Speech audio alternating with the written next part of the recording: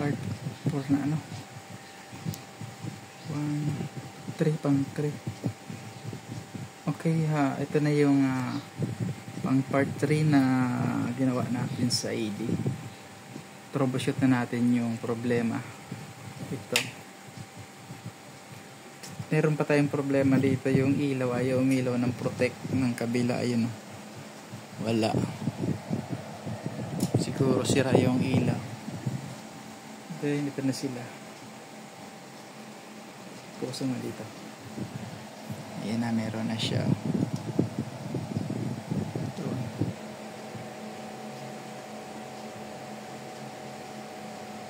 Meron na. Dalawa natin. Ayan na siya. Channel 1, Channel 2.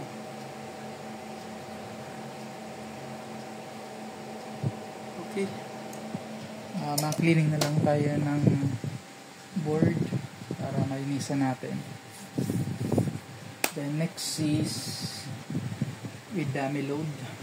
Then test fire natin. Okay.